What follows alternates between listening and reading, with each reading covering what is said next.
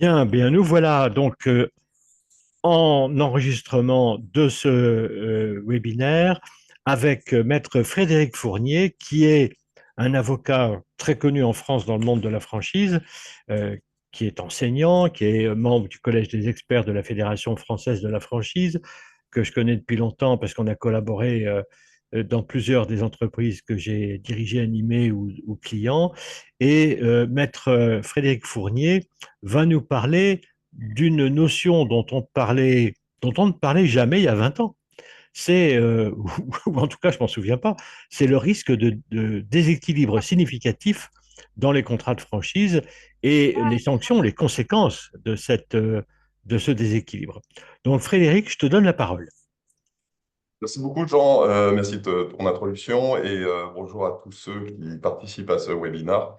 Euh, je pensais utile, plutôt que de faire la présentation habituelle de ce qu'est la franchise, des contentieux que nous avons en franchise, euh, d'avoir un petit focus. Alors oui, d'ailleurs, qu'il n'y aura peut-être pas 1 heure, mais on Ah, pourra peut-être surtout qu'on n'a qu'une demi-heure.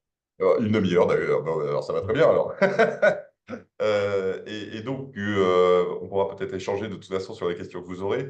Ce focus, il est très, très, très important aujourd'hui dans les relations contractuelles en France, notamment dans les relations de distributeurs à fournisseurs ou de distributeurs à revendeurs. Et on pensait être épargné en matière de franchise, mais la jurisprudence, petit à petit, adopte des principes qui étaient des principes plutôt applicables à la grande distribution, puisqu'il fallait limiter le pouvoir de la grande distribution. Maintenant, au réseau de franchise, et en particulier, cette jurisprudence se retourne contre les franchiseurs lorsqu'ils sont un peu trop rudes dans la rédaction de leur contrat à l'égard de leurs franchisés. Euh, la notion en question est la notion de déséquilibre significatif qu'on connaît en droit de la consommation, par exemple, en France, mais dans d'autres pays, aux États-Unis, en Europe. On va souvent remettre en cause des contrats type opérateur télécom parce qu'on vous invite à signer, sans pouvoir le négocier, votre contrat d'abonnement pour avoir un smartphone. Donc, il y a des clauses dites abusives dans tous les droits de la consommation qui sont, on va dire, bien constitués. Et petit à petit, ce droit s'est développé en matière commerciale en France. Alors, ça n'est pas une spécialité française, hein, parce qu'on la retrouve par exemple en Espagne, on la retrouve en Hollande, on la retrouve sous un angle un peu différent en Allemagne. On a cette notion de déséquilibre entre les droits et les obligations des parties dans un contrat. Euh, Avec en plus une empreinte un peu française du droit qui est celle d'imposer dans un contrat une obligation de donner une contrepartie effective à une obligation qui est imposée au titre du contrat. Donc, je vends, je suis payé, mais je suis payé, par exemple, avec une contrepartie qui est effective, qui est réelle, qui est proportionnée. Donc j'ai une remise que j'impose à mon partenaire. Bah, cette remise, elle doit avoir une contrepartie qui est liée à du volume, du service, de la qualité, etc., etc. Il va falloir pouvoir justifier du caractère effectif de cette remise et de la contrepartie qui est en face de cette remise. J'en prends juste pour reposer les idées, mais bon, j'interviens un peu plus tard dans la journée, donc les choses ont déjà été balayées par les précédents intervenants, j'en suis sûr. Mais quelques éléments de définition pour vous rappeler ce qu'est la franchise. On appelle ça une technique contractuelle parce que chaque contrat a sa technique et nous avons affaire en franchise à un fournisseur, un prestataire de service qui va développer son réseau parce qu'il a réussi. Et la condition en France, c'est d'avoir une réussite commerciale lorsqu'on est franchiseur et de la réitérer ou de pouvoir la réitérer auprès de partenaires. Et il y a trois piliers très simples. Un, des signes distinctifs, donc de la propriété intellectuelle type marque, voire des signes qui ne sont pas couverts par la propriété intellectuelle nécessairement, qui sont des enseignes.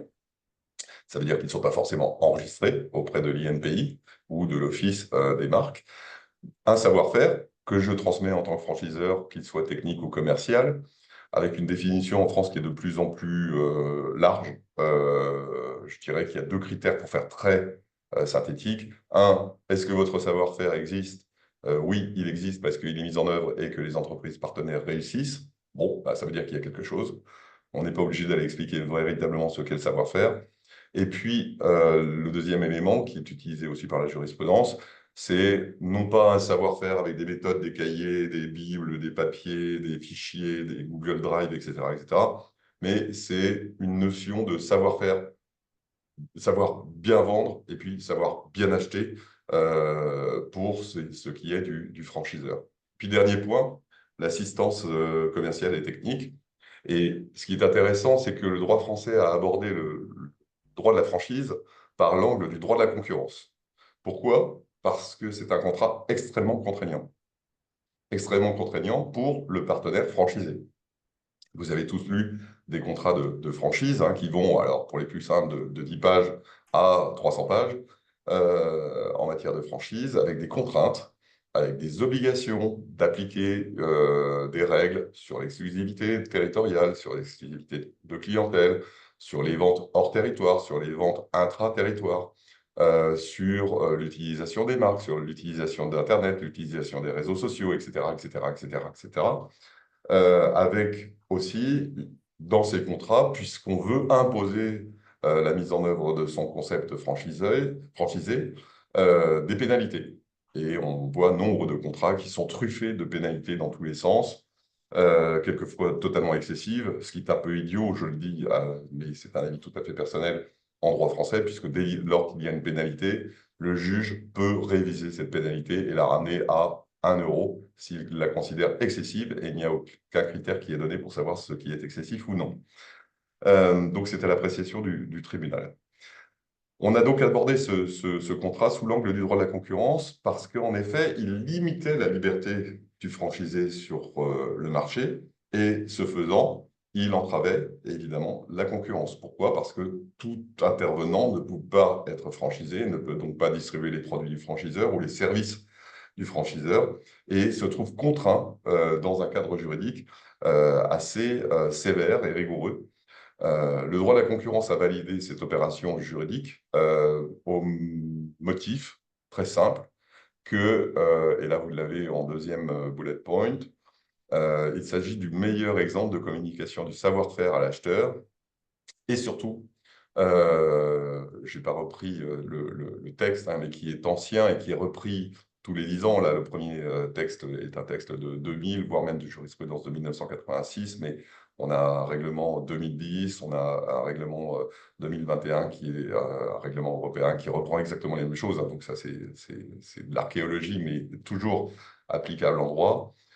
Ce savoir-faire transmis permet à quiconque qui n'a pas le temps ou qui n'a pas les moyens financiers, humains, de tout de suite entrer dans un réseau et de tout de suite bénéficier des avantages qui ont été développés par le franchiseur au titre du savoir-faire.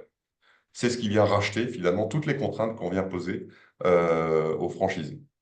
Et puis, on est dans un esprit qui est un esprit de collaboration, et j'insiste sur ce terme, hein. L'esprit de collaboration, c'est vraiment l'élément principal. Donc, on comprend qu'il y a un cadre opérationnel, un cadre juridique, un cadre contractuel qui va être contraignant.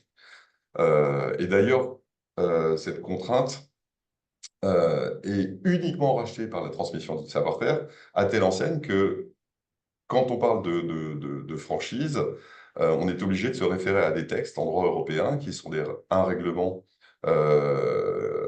d'exemption, c'est-à-dire que le droit de la concurrence exempte le droit, l'opération juridique de franchise, mais uniquement en parlant du savoir-faire. On ne trouve jamais dans le règlement européen le terme franchise, ça n'existe pas. D'aucuns auraient souhaité qu'il y ait un texte particulier sur la franchise, mais ça n'est pas le cas. Le droit européen et le droit de la concurrence ne concernent que le savoir-faire, la transmission du savoir-faire. Dès lors que le savoir-faire existe, il permet d'avoir un certain nombre de contraintes. Là où le bas blesse, c'est que depuis 2008, et ça a commencé en 2005, mais de manière un petit peu différente, mais depuis 2008 en France, on a adopté un texte qui ressemble peu ou prou à certains textes qu'on a en Espagne ou en Hollande ou en Allemagne, voire même en Belgique, où on vient rééquilibrer les relations commerciales entre les parties. C'est-à-dire que on ne souhaite plus, dans les contrats, voir des choses qui sont imposées sans contrepartie, sans justification, des clauses unilatérales qui sont imposées, non négociables. Et dès lors que on ne peut pas négocier un contrat, et le franchisé souvent va s'employer à essayer de négocier certains termes du contrat, mais il n'y parviendra pas. Pourquoi? Parce qu'on lui répond, mais non, c'est un réseau, il y a une homogénéité à respecter. Alors, on aura peut-être des conditions particulières, mais sur l'essentiel, il faut reconnaître qu'il y aura peu de négociations qui seront envisageables. Alors, les conditions particulières, elles peuvent être extrêmement importantes, puisque généralement, elles vont porter sur des questions financières, des questions de territoire. Et la question financière, c'est quand même un élément qui est fondateur dans un contrat. Et on peut imaginer qu'il y ait des redevances particulières, qu'il y ait des engagements de développement particuliers, un point de vente, deux points de vente, plusieurs points de vente, etc., etc. Mais le cœur du contrat, et on le constate tous les jours, hein, on n'y touche pas. On n'y touche pas. Et dès lors qu'on n'y touche pas, le droit français considère qu'il y a là un risque de déséquilibre significatif. La jurisprudence nous dit, vous avez pu négocier, j'écarte le texte, vous avez négocié, vous avez pris votre risque, vous avez accepté vos contraintes, vous avez imposé vos obligations, tout ça a été négocié, il n'y a pas de difficulté. Une fois, en revanche, que je n'ai pu, en tant que franchisé, négocier, ou que le franchiseur a tout simplement refusé tout ce qui était proposé par le franchisé en termes de modification, on se trouve dans le cadre de l'application de ce texte, qui est l'article L442-6 pour le texte ancien, qui est maintenant un article L442-1, mais c'est exactement le même texte. On a dans ce texte une particularité en France, c'est que le ministre de l'économie peut assurer la police des relations commerciales. Alors, ça peut peut-être saugrenu aux étrangers qui nous écoutent, hein. Le ministre de l'économie peut considérer que Subway, c'est un cas réel, hein, on le verra après, Subway, lorsqu'il négocie et conclut des contrats, le fait d'une certaine manière qui n'est pas donc négociée, et que ce contrat comporte des clauses qui sont des clauses qui portent qui sont néfastes dans l'équilibre de la relation commerciale et qui donc peuvent porter préjudice aux franchisés. Et donc, il est intervenu, ce ministre, pour rééquilibrer les relations commerciales entre les parties. On a affaire dans ce cas-là à un risque qui est un risque d'amende. On va jusqu'à 5 millions d'euros, hein, ces questions-là. Alors évidemment, l'amende est proportionnée aux dommages, on va dire, à l'économie, pour faire simple. L'amende est payée au Trésor public, donc c'est une amende administrative, ce n'est pas une amende pénale. Et on a la possibilité pour le ministre, et c'est généralement le cas, de demander la nullité des clauses. Mais moi, par exemple, franchisé, qui serait désagréablement surpris par la rédaction du contrat, qui considérerait qu'il y a un déséquilibre significatif, en tant que franchisé, je peux aussi saisir le tribunal de commerce, ou pour certains tribunaux, maintenant, depuis le début de l'année, on a changé le nom en France, on appelle ça le tribunal des affaires économiques, mais bon, peu importe, c'est la même chose. Donc, on peut saisir le tribunal de commerce selon les villes, le tribunal des affaires économiques selon les villes, pour demander au juge d'aller constater que certaines clauses comportent un déséquilibre, emportent pardon, un déséquilibre significatif entre les droits et les obligations des parties. Et puis, on a un mouvement qui est intervenu en 2016 dans le Code civil lui-même, où le Code civil a repris ce qui existait en droit de la consommation, ce qui existait en droit civil, en droit commercial, pardon, depuis 2008. Il y a une réforme du Code civil, en particulier du droit des obligations dans le Code civil, donc toute la partie contrat, pour faire ça. Et là, on a inséré dans le Code civil français la notion de déséquilibre significatif, avec une vision qui est totalement différente. Autant dans le déséquilibre commercial, on va sanctionner une clause par la nullité et une amende lorsqu'il y a une intervention du ministre. Autant on va sanctionner cette clause par une mise en cause de responsabilité du franchiseur lorsque c'est une action du franchisé. Donc, on n'a pas exactement la même chose. D'un côté, nullité, de l'autre côté, dommage d'intérêt, pour faire simple.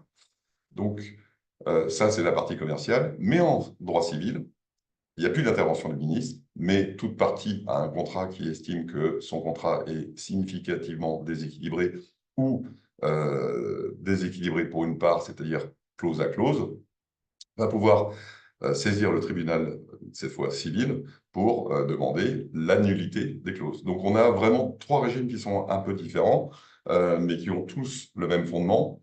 La seule différence qui est importante au droit civil français, c'est qu'on ne pourra pas demander au juge d'aller apprécier la valeur de la contrepartie financière.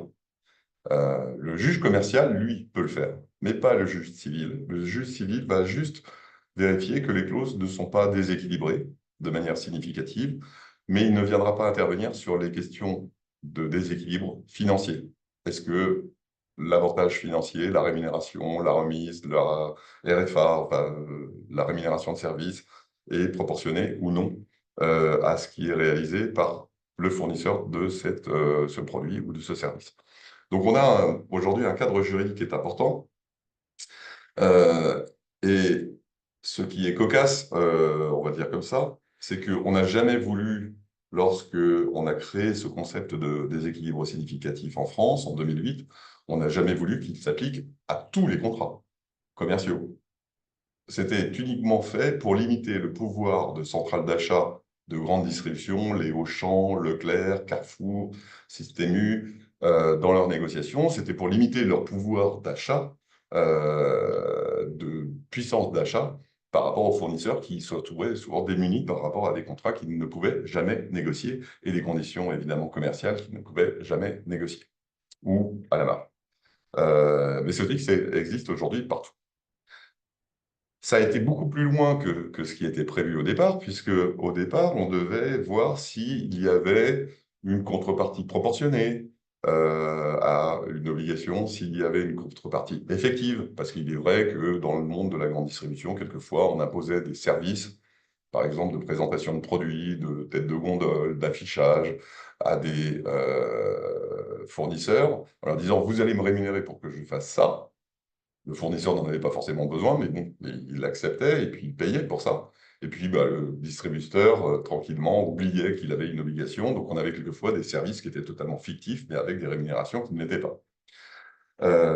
Et ça a donné lieu à une jurisprudence qui est devenue de plus en plus sévère à l'encontre, évidemment, des distributeurs, notamment à l'aune de toutes ces décisions qui ont été initiées par le ministère de l'économie en France. On va dire que tous les grands distributeurs ont été sanctionnés en France, hein, au fur et à mesure du temps. Et la Cour de cassation en France, qui est la plus haute juridiction, hein, est allée même jusqu'à dire, moi, je peux aller vérifier que le prix, donc la contrepartie financière, est bien proportionné. Alors imaginez déjà pour une entreprise, savoir si son prix est bien proportionné à son coût de revient. Ça, c'est un travail de direction administrative et financière, éventuellement un travail d'expert comptable, de commissaire aux comptes. Pour les avocats, est-ce que le prix est le bon? J'en sais rien. Alors pour un juge, imaginez bien que la difficulté est extrême. On n'a pas de décision aujourd'hui qui dit le prix n'est pas bon par rapport à la valeur, mais on a des décisions qui vont dire la contrepartie n'est pas suffisante. Voilà, on s'approche petit à petit voilà, d'une analyse du prix, mais cette analyse du prix, elle existe aujourd'hui. C'est-à-dire qu'un juge peut, ex abrupto, considérer qu'un prix n'est pas conforme à ce qu'il doit être euh, dans, euh, dans le cadre de relations commerciales normales. On a donc plusieurs types de jurisprudence. Je ne vais pas tout vous citer, mais je vais essayer de vous en citer quelques-unes qui sont assez marquantes. On a une affaire qui concerne ici l'enseigne Carré Blanc, donc qui vend du linge de maison, des serviettes, nappes, enfin du linge voilà, de maison. Et dans l'évolution du réseau, Carré Blanc s'était dit, il serait peut-être intéressant de développer une offre e-commerce, ce que tout le monde a fait évidemment pendant des années, hein. Alors, le temps que ça arrive à la Cour d'appel de Paris, évidemment, on est en 2013-2014, hein. Et puis, Carré Blanc s'est dit, bah, pour développer mon site e-commerce et mon offre e-commerce, j'ai besoin de données de clients. Donc, il a demandé à ses franchisés de lui transmettre leurs fichiers clients, moyennant la possibilité pour eux de bénéficier de l'offre qui était une offre de fidélisation sur le site Internet. C'était tout à fait intéressant, évidemment, pour une entreprise franchisée de savoir que son client allait bénéficier d'un programme de fidélité à la fois sur le site et évidemment en point de vente. On sait qu'il n'y a pas de cannibalisation entre les deux vecteurs de vente, hein, aujourd'hui, mais qu'au contraire, les deux ont un effet d'entraînement des ventes. Alors, un franchisé ou plusieurs, je ne sais plus, on dit, mais attendez, vous êtes en train de me voler mon goodwill, la valeur de mon entreprise. Moi, j'ai investi pour avoir un fichier, vous me le piquez. Et donc, il y a un déséquilibre significatif, puisque je vous le donne sans contrepartie, et vous allez l'utiliser pour vendre vos produits, à la fois, évidemment, sur le site Internet, et puis peut-être dans le cadre de programmes de fidélité sur le point de vente. Et la Cour d'appel de Paris a considéré que non, il n'y avait pas de déséquilibre significatif ici. Bah, d'abord parce qu'il n'y avait pas eu soumission ou tentative de soumission du franchisé, c'est-à-dire on n'a pas imposé à vos franchisés d'adhérer au programme de fidélité. Il était libre d'accepter. Et puis, il y avait une vraie contrepartie qui était le fait que le franchisé pourrait vendre en boutique des produits commandés sur le site et qu'éventuellement même, il y avait des possibilités de réserver sur le site sans commander, mais pour aller faire du pick and, voilà, du collect and picking dans le magasin, de la prise de, je ne trouve pas le mot français, voilà, enfin du retrait en magasin des produits. Donc là, on voit qu'il y avait une contrepartie réelle et sérieuse et que la Cour d'appel de Paris a considéré qu'il y avait une nouvelle contrainte, certes, mais que, un, elle n'était pas imposée, deux, il y avait un avantage qui était non pas un avantage financier, mais un avantage en termes de développement des ventes et de chiffre d'affaires, donc in fine, évidemment, financier pour le franchisé.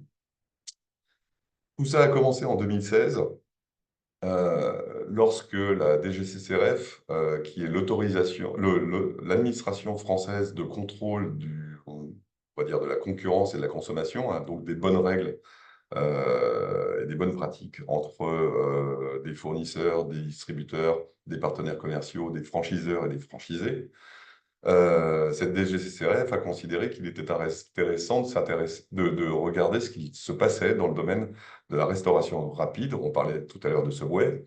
Subway a été une des entreprises regardées dans ce cadre-là. Évidemment, il y avait d'autres entreprises comme McDonald's et toutes les enseignes que vous connaissez en matière dans le secteur de la, de la vente de restauration rapide. Et la DGCCRF a fait une liste de clauses qui lui paraissaient des clauses déséquilibrées, significativement déséquilibrées en défaveur du franchisé. La première étant que le contrat, par exemple, était rédigé en langue anglaise. Alors, on avait un tout petit franchisé français qui n'était pas forcément en mesure de comprendre l'anglais. Et c'était un élément qui potentiellement pouvait être déséquilibré, même si les contrats de langue anglaise sont tout à fait possibles entre une entreprise étrangère et un partenaire français, voire même entre deux partenaires français. Ça, c'est pas du tout un problème en France. La seule obligation est d'utiliser le français dans ses relations avec le consommateur. Il y avait la possibilité pour le franchiseur de modifier unilatéralement le contrat sans faire intervenir, évidemment, le consentement du franchisé. La possibilité de résilier de manière anticipée le contrat sans avoir de raison particulière pour le faire. Donc on comprend qu'on avait affaire à des clauses un petit peu abruptes. La DGCCRF avait considéré, par exemple, que le fait que le franchisé perde son droit d'entrée lorsqu'il ne réussissait pas les examens de qualification qui lui permettaient de rentrer dans le réseau était déséquilibré. Bon, le tribunal a considéré que c'était le contraire, mais vous verrez que tout ça a été traité par le tribunal. Il y avait des franchiseurs qui imposaient à des franchisés des clauses de non-concurrence, mais qui se permettaient éventuellement de créer de nouveaux points de vente franchisés sur le territoire où le franchisé précédent était installé. Donc là, on considérait qu'il y avait un risque pour le franchisé. Ce sont quelques exemples que je vous donne évidemment, hein, parce qu'il y en a toute une litanie. Et cette litanie, d'ailleurs, elle est reprise dans un jugement, alors qui fait l'objet d'un appel encore en cours, hein. Même si on est en 2025, il n'y a toujours pas eu d'arrêt d'appel sur cette décision qui concerne Subway. Vous verrez que Subway donc, a été condamné à une amende civile de 500 000 euros, donc c'est pas rien, parce que le ministre de l'économie était intervenu pour lancer cette procédure, alors même que les franchisés ne se plaignaient pas, hein. Les franchisés n'étaient pas partis à l'affaire. Mais bon, le ministre a ce pouvoir-là. Et l'analyse qui a été faite, qui est une analyse assez classique, c'est pas de regarder le contrat dans son ensemble, même si on le souhaiterait, c'est plutôt d'avoir un raisonnement qui est souvent clause à clause, même si on a la jurisprudence qui dit le contraire. Et c'est la position qu'a adoptée le tribunal de commerce à l'époque, qui a changé de nom, qui s'appelle maintenant Tribunal des affaires économiques depuis le 1er janvier, mais bon, à Paris. Euh, donc cette clause, par exemple, du droit d'entrée dont on a parlé tout à l'heure, je perds mon droit d'entrée si je n'obtiens pas de bons résultats à la formation qui m'est donnée, en cas de harcèlement sexuel, en cas d'agression, de vandalisme, en cas de vol, d'abus d'alcool, etc. Bon, le ministre considérait que c'était une clause qui n'était pas valable parce qu'elle était déséquilibrée, elle a été considérée comme valable par le tribunal. Une autre clause qui, alors là aussi, c'est un peu surprenant, le ministre considérait que le fait que le franchiseur prélève ses redevances de manière hebdomadaire et qu'il y ait des pénalités de retard lorsqu'il y a des impayés, le ministre considérait que cette clause était significativement déséquilibrée, alors que le travail même du ministre de l'économie en France est de vérifier que les délais de paiement sont bien, sont bien appliqués. Mais bon, ça fait partie des choses. Quelquefois, l'administration s'emballe un petit peu. On avait une clause qui est intéressante parce qu'on l'utilise très souvent dans les contrats, c'est le fait de dire que moi, franchiseur, j'ai un concept, j'ai un savoir-faire qui a réussi, mais je ne suis pas responsable si le franchisé, pour X, Y raison, ne réussit pas. Parce qu'il a mal géré, parce que l'environnement a évolué, etc., etc. Le ministre estimait que cette clause n'était pas valable parce qu'elle était déséquilibrée. Le juge, en revanche, a considéré qu'elle était valable. Comprenant bien ce qu'était la franchise. La franchise, c'est un monde où il y a deux parties indépendantes et quelquefois, la responsabilité du franchiseur pourrait être engagée parce qu'il a mal travaillé, mais s'il a bien travaillé, aucune raison que l'échec commercial éventuel du franchisé lui soit imputé. Vous avez des clauses en revanche qui sont déséquilibrées, et là, j'attire votre attention sur la première. On sait que dans le domaine de la restauration, il y a souvent des contrats qui prévoient un nombre minimum de services par semaine. On a le même raisonnement dans les centres commerciaux, hein, puisque vous savez que dans les centres commerciaux, lorsque j'ai un point de vente, je suis tenu non seulement à mon contrat de franchise, mais aussi au règlement intérieur du centre commercial qui va imposer des horaires d'ouverture, des jours d'ouverture, etc., etc. Donc il y a une responsabilité qui incombe ici au centre commercial, mais qui peut aussi rejaillir sur le contrat de franchise. Et là, Subway, par exemple, prévoyait que l'ouverture des restaurants devait se faire 7 jours sur 7, avec au moins 98 heures par semaine. Le juge a dit, mais attendez, est-ce que c'est vraiment nécessaire pour respecter la cohérence du réseau et le concept? Non. À partir de ce moment-là, je considère donc, moi, juge, que la clause n'est pas valable. Je cite, vous pourrez les lire après, hein, mais comme le temps m'est compté, le fait qu'il y ait une clause qui prévoyait que le contrat avait une durée de 20 ans avec un approvisionnement exclusif. Alors, il n'y avait pas besoin d'aller chercher le concept de déséquilibre significatif pour sanctionner cette clause, puisqu'il y a un texte particulier en France qui date de 1943, pendant la guerre, Deuxième Guerre mondiale, qui prévoit que dès lors qu'il y a approvisionnement exclusif dans un contrat, on ne peut pas avoir une durée de contrat qui est supérieure à 10 ans. Frédéric, on a démarré avec quelques minutes de retard et l'intervenant suivant avait lui-même du retard, il vient d'arriver.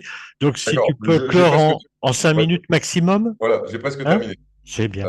J'ai presque terminé. C'est pas facile, il y a tellement de choses à dire Non, que non, c'est mais toujours. après, je laisserai en fait la lecture, hein. Il y a des choses qui sont Ouais. aisément compréhensibles.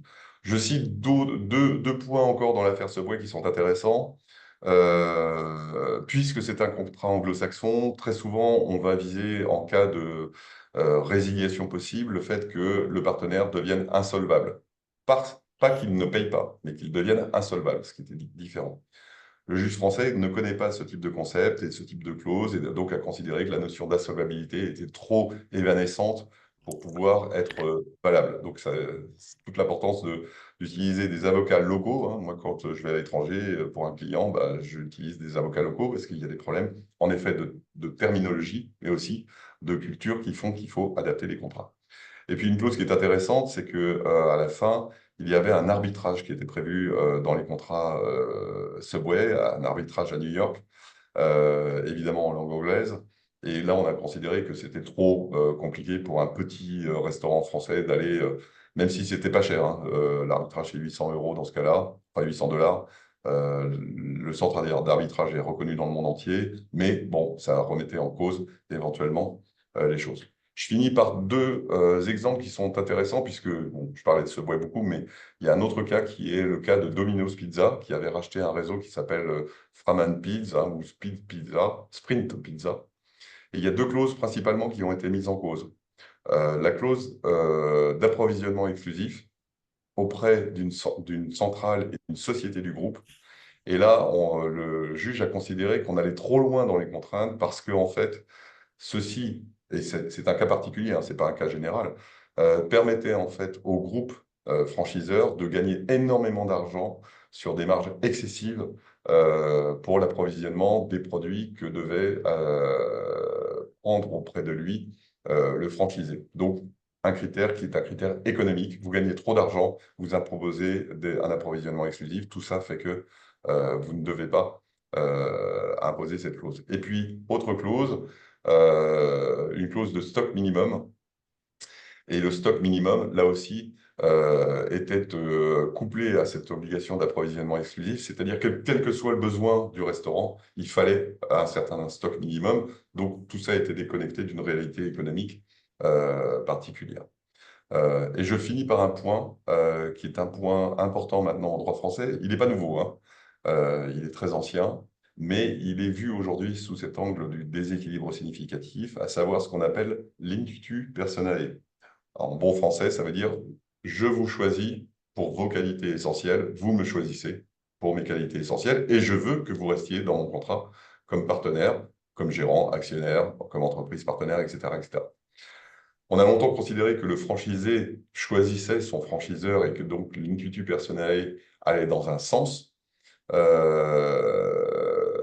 Pardon, ça allait dans le sens que le Oui. franchiseur choisissait son franchisé. Pardon, je m'emballe à cause du temps qui m'est imparti. Désolé. Ouais, le franchiseur choisissait son franchisé pour ses qualités essentielles parce qu'il voulait un bon franchisé, pour faire simple.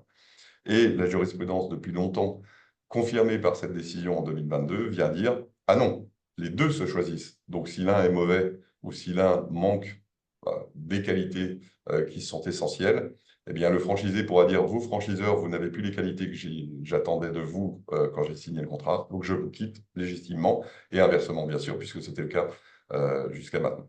Donc voilà pour les éléments que je voulais vous présenter.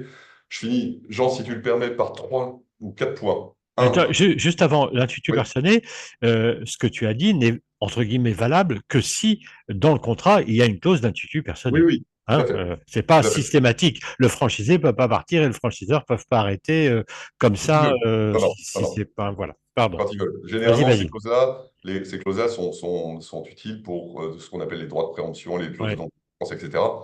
Évidemment, il y a des moyens juridiques de limiter le cas d'application de ces obligations, mais bon, je ne vais pas faire un cours Non, de rédaction. ça va. 4 points à retenir néanmoins en droit français, et ça, c'est un travail de tous les jours pour les franchiseurs. Tant que faire se peut, négocier les contrats, au moins pour les parties négociables. Garder en mémoire ce qu'est la négociation et ce qu'elle a été, c'est-à-dire pouvoir la prouver en cas de contrôle par un juge. Le rappeler dans un préambule. Nous, ce qu'on fait maintenant, c'est qu'on fait signer dans le franchisé, on fait signer le contrat, mais on fait signer le préambule, où on rappelle ce qui s'est passé. Et il y a d'autres obligations qu'on met dans le préambule d'ailleurs, le fait qu'il a été voir un expert comptable pour faire son étude de marché, etc. Quand il y a une clause contraignante, dire pourquoi elle est contraignante. Je veux que vous utilisiez mon savoir-faire. Bah oui, parce que c'est mon savoir-faire. Je fais les choses de manière très, très basique, évidemment, très élémentaire. Réciprociser les clauses tant que faire se peut, c'est-à-dire que si une obligation est susceptible d'être réciprocisée, bah, vous avez le droit de résilier, j'ai le droit de résilier, pour faire simple, dans tel cas. Et puis éviter toutes les clauses de pénalité excessives ou unilatérales, puisque le juge pourra les contrôler, et que c'est surtout un indice en fait de contrainte excessive. Voilà, Jean, j'en ai terminé. Pardon si j'ai dépassé un peu, oh, de peu. Ouais. Dépassé un peu.